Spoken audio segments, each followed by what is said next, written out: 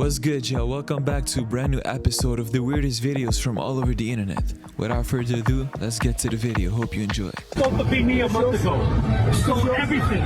Money, everything. If you're thinking about going to Colombia, you might want to stay away from the dating apps because what happened to this man is wild. So this American guy traveled to Medellin, went on Bumble to meet women, and met her. They end up going on a date one night, then he brings her back to his place and she spiked his drink. This man completely knocks out and she steals all his money, his phone, and his computer. He then eventually wakes up 20 hours later in his hotel and then he goes to police and he reports what happened to him. Police then tell him that he's so lucky to be alive because about 40 Americans have been killed recently from this. So fast forward, a month goes by and this man in this video is out in the city and bumps into the same woman that almost took his life. That's where you see in the video, he's chasing her and she's trying to run away. I was looking into other stories very similar to this one, and last year, this 50-year-old man from Minnesota was talking to a woman online who lived in Colombia. He then flew into Medellin to meet her, and only a few weeks into his trip, he calls his brother and asks that he send him $2,000. His brother transfers the money and then never hears of him again. Police then found this man's body dumped in a wooded area. It turns out that he was kidnapped and held at gunpoint for the $2,000 ransom. And this is the thing, a lot of these male tourists don't seem to be scared because they think that they're meeting only women, but when, they're drugged and brought to the hotel, there's sometimes men there waiting for them. And let's just be clear, this isn't only happening in Colombia, it's happening in other foreign countries as well. This never really made sense to me, to be honest, because it's always the men who aren't able to get women where they are currently that go to these foreign places to try to get girls over there, And by getting girls, I mean paying for hookers. It's pathetic, to be honest. I guarantee you there's a million women where you are. You don't need to go to Brazil, Colombia, Thailand to pay for a woman, Just go talk to one. You don't have to listen to me, though. This is why you should never drink booba. In 2019, a 19-year-old girl ordered booba in China with her brother. While her and her brother were on their way to a friend's house, she began to sip her booba. While drinking her milk tea, she found it quite difficult to suck up some of the pearls, so she sucked harder. This caused 3 booba pearls to get lodged into her throat and clog her trachea. While choking on the booba pearls, her brother called 911 and an ambulance showed up to take her to the hospital. And what happened next is so shocking you won't believe it. But first, I just found a way you can erase anything or anyone from your photos. It's super easy. Just press the download button on my profile and try it. The doctors attempted CPR, but after multiple attempts, she sadly died.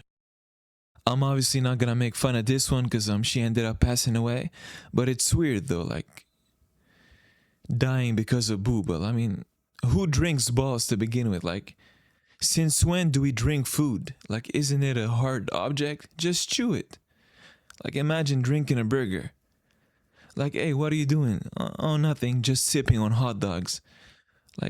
People are weird. The more time goes on, the weirder it gets. Just drink water. Let's go back to how we used to be in the past. Let's stop sucking on balls. Terrifying weapon in the Middle Ages may have been a giant mirror. So this is the famous Greek inventor Archimedes, and he's rumored to be behind the most lethal weapon ever constructed during the Middle Ages.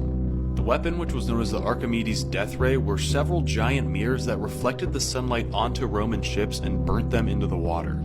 This was rumored to have occurred in the siege of Syracuse in 200 BC, and although this weapon technically could have existed, the validity of this weapon is still up for debate amongst historians today.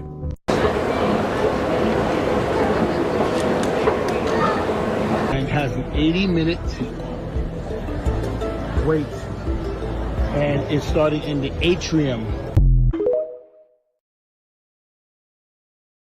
You want to be the worst person you know? Text goodnight to somebody that you haven't spoken to in years. Slowly move somebody else's drink closer and closer to the edge of the table and just wait to see if they notice or bump into it. Next time somebody shows you a picture of their partner, say, hey, can you send me that? And then they do the phone touch thing. Say, you look tired next time somebody says hello. Bring up calories next time somebody's eating. Ask questions, but then interrupt the answer. Better yet, honestly, get on your phone or walk away. Say something like, I don't care either way, and then argue anyway. Somebody says something weird to you, just say, I'll remember that. like it's a threat. Start telling a story and then like midway through be like, you know what, this isn't actually that interesting, and then stop completely. Next time somebody's doing something kind of embarrassing, a little stressful, like reading out loud maybe, or parallel parking, just start recording them. Next time somebody kisses you, just spit, get it out. Well, I want to apologize to you, my viewers, for making you witness this abomination, because this was like the cringiest and the creepiest little video I've ever seen in my life, to be honest. I know there's weirder out there, but this is one of the worst. Make sure to spit after you kiss someone. What a waste of time, but I mean, you probably liked it, so who knows? I'm gonna keep it in. This is where I draw the line. These are not the same people. Elaine has been locked up for only 6 years. So why is it that in this new video from prison, does she look like she aged 15 years? She also does not sound the same. This is a video of her 3 years ago during an interview in prison, and this is how she looks and sounds now. I invoke my Fifth Amendment right to silence. Her nose is different, her eyes are different, and her voice is definitely different. And then all of a sudden, they want to release these videos of Ghislaine in prison, going about her day, just to convince the public that that's her. I'm already prepared for some of you to be calling me a conspiracy theorist. But listen, if anyone else committed the same crimes she did, they would not be transferred into a low security prison camp and be given all the perks like food delivery to her cell, private rooms to watch TV, and playing with dogs. Also, in case you didn't know, the prison has prohibited other inmates and threatened them with solitary confinement if they spoke about Ghislaine, complained about her perks, or mentioned anything about her to anyone outside the prison.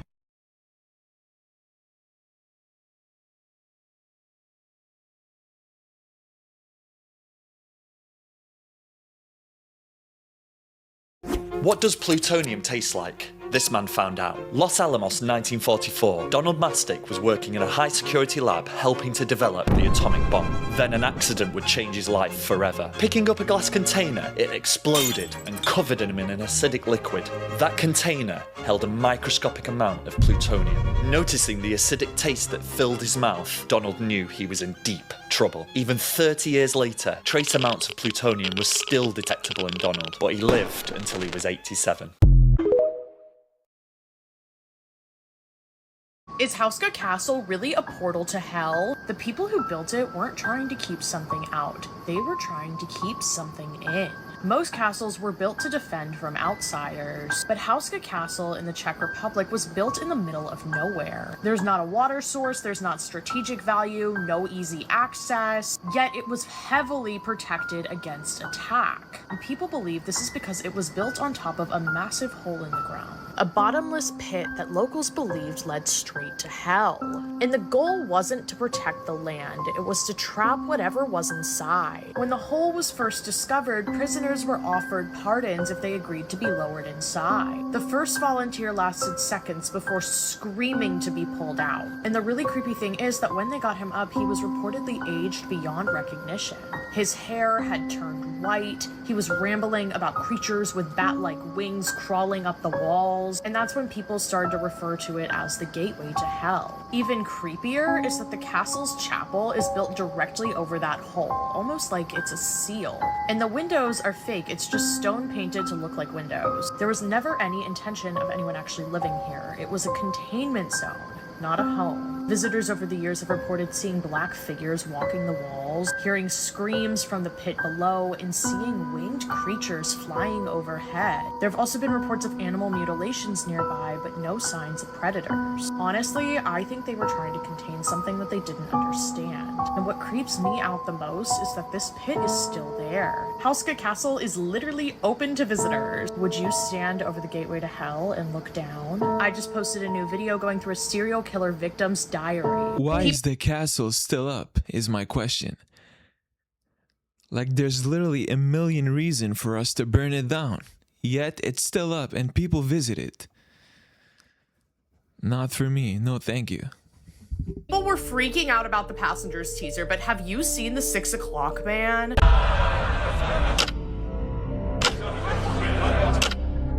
They have a cryptic tagline that says they buried him at 6 and then they ate the ashes. The film is still being developed. I just stumbled upon this on my For You page. I think that by the looks of this, he's luring all these people into his home, and they don't see him as this dark, scary, shadowy figure. They see him as the guy sitting at the head of the table. They think they're going to a dinner party at 6 o'clock, the 6 o'clock man, but they're actually getting a little more than they bargained for. Maybe he's like stealing their souls.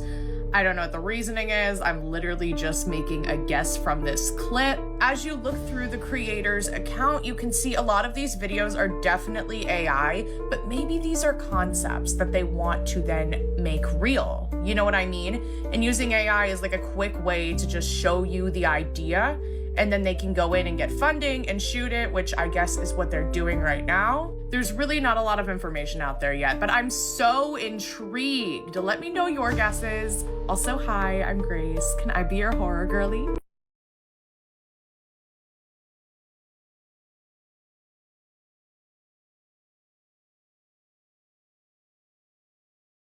Somebody made an exorcism simulator and it's very dark. Let's talk about one of the creepiest religious horror games I have ever played, Ritus Exorcismus. In this game, we play as a brand new exorcist. It's our job to go to the surrounding towns and free the villagers from possession. Every possession is different and very stressful. We use different tools like holy water or crosses based on which symptoms are present. We then have to figure out which demon is inside of the individual and then bring them to the surface. At any time during the possession, you have a book you can reference. It tells you how to treat the symptoms and how to identify the demons. Lucifer, Satan, Beelzebub, Mammon, these are all demons that you can encounter during a possession. As you go to the different towns though, you start to figure out that it's not just the people who are possessed. The corruption is spreading to animals, insects, plants. What is going on? And at night when we try to sleep, we keep having these disturbing visions. The demons are getting stronger and they're speaking to us every day now. And the possessions, they're getting far worse. There is something unspeakably evil going on here. I have a full playthrough of the game on my channel if you're interested. This game is very dark but surprisingly fun to play.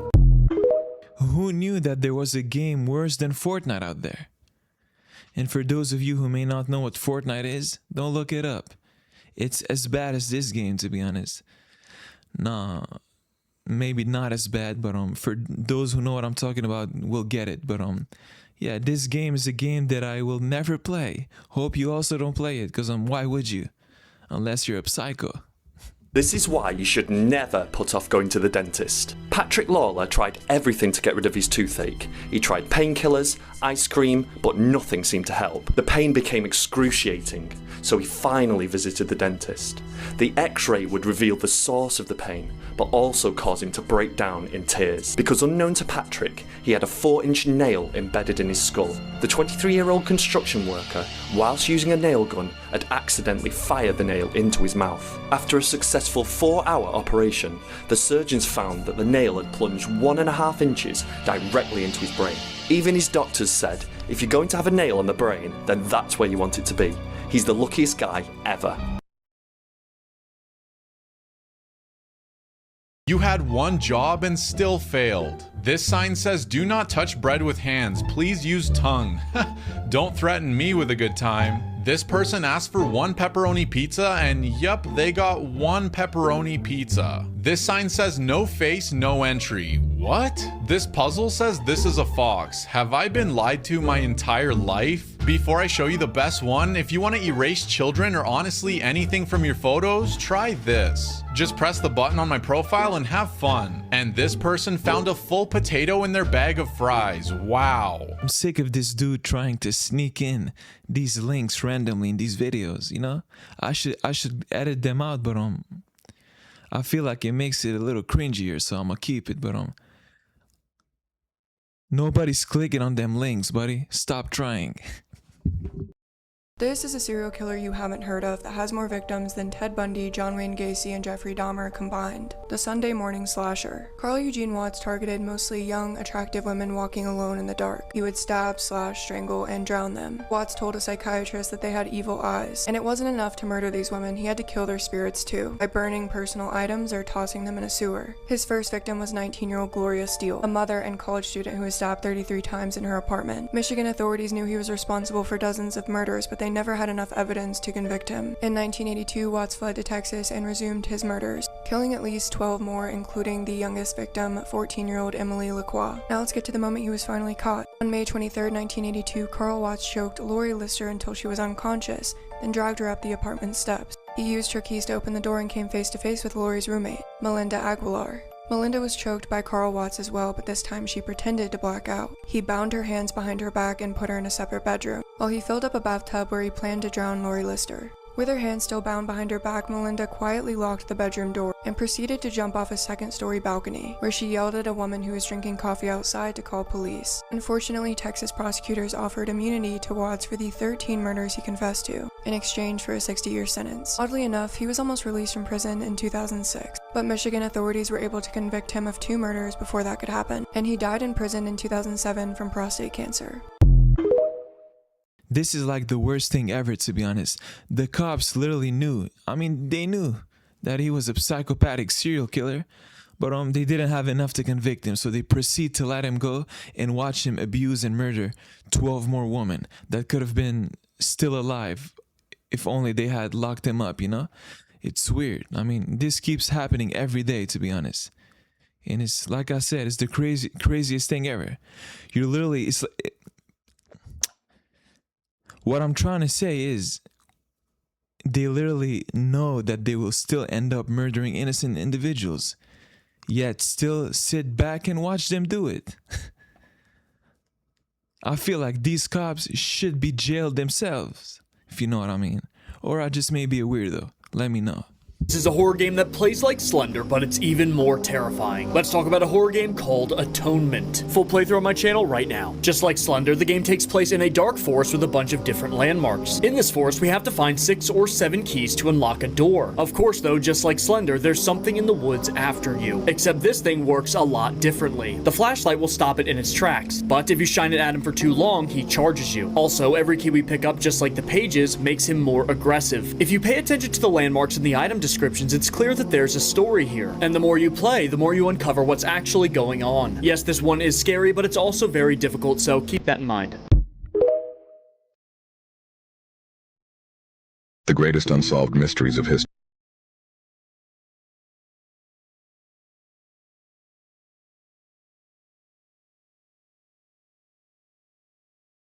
Here's a girl dinner horror movie that you probably shouldn't watch while eating. This film is called Dumplings, and it's considered one of the most disturbing food-related horror movies ever made. This film follows a very wealthy woman named Miss Lee who's becoming very insecure about her aging. She's worried that as she gets older, her husband will lose interest in her and leave her for a younger woman. Desperate to stay youthful, she seeks out this mysterious woman named Aunt May, and she makes dumplings said to make you young and beautiful again. Women secretly visit Aunt May's small apartment from all over the city hoping to try them.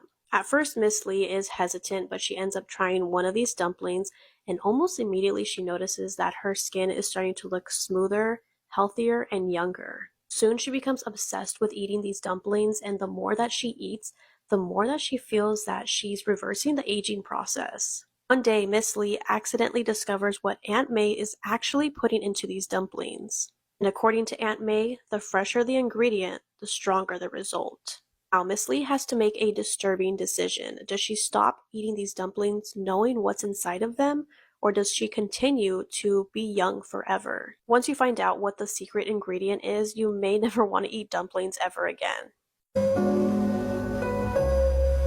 The Bachelorette was just cancelled after Taylor Frankie Paul threw a stool at her ex. So ABC just pulled The Bachelorette from airing, even though it just started. Now it was cancelled because a video of the main girl Taylor just resurfaced of her throwing a stool at her ex Dakota. Now her and Dakota had been in this whole DV dispute. They're making all these claims against each other, but it looks like Taylor was the one doing the DV. Animals with the most unserious names. Slippery Dick Fish. Cock of the Rock. Dick Deck. Spiny Lumpsucker. You know what? Why eat salmon when you have the option and the opportunity to eat slippery dick fish? Damn. Here's all the winners from the 2026 Oscars. So to start, they gave out the Oscar for the Best Supporting Actress, which went to Amy Madigan for Weapons. Then the Oscar for Best Animated Feature Film was won by K-pop Demon Hunters. Low-key, there was no competition, that was always gonna win. Best Animated Short Film was won by The Girl Who Cried Pearls. Then Frankenstein went on to win 2 Oscars for Best Costume Design and Best Makeup and Hairstyling. And they introduced a new Oscar for Best Casting, which went to one battle after another. Then the Oscar for Best Live Action Short Film resulted in a tie. The first short film was called The Singers, and the second was called Two People Exchanging Saliva. A very interesting name, if you ask me. Then for Best Supporting Actor, Sean Penn won, and they were low-key kind of shady towards him because he was not at the event, and they literally just said that he did not want to be there. Now, one battle after another won back-to-back Oscars because they also won Best Adapted Screenplay, but the Best Original Screenplay was won by Sinners. Then Frankenstein went on to win Best Production Design, which I couldn't agree more with. The production design of that movie is immaculate. The Oscar for Best Visual Effects was won by Avatar: Fire and Ash. The Best Documentary Short went to All the Empty Rooms, and the Best Documentary Feature Film went to Mr. Nobody Against Putin. The Best Original Score was won by Sinners, which is very deserved in my opinion. And the Oscar for Achievement in Sound went to F1. The Oscar for Best Film Editing was won by one battle after another. Best Cinematography was won by Sinners. Best International Feature Film was won by Sentimental Value. The Oscar for Best Original Song was won by K-pop Demon Hunters for the song Golden. It was actually the first K-pop song ever to win this award. Best Directing was won by one battle after another, low-key winning everything. And the most important of the awards of the night start now. Best Lead Actor was won by Michael B. Jordan for Sinners. Best Lead Actress was won by Jessie Buckley for Hamnet. And the Oscar for Best Picture was won by one battle after another. I have no idea what any of these movies or TV shows are. It's not my thing.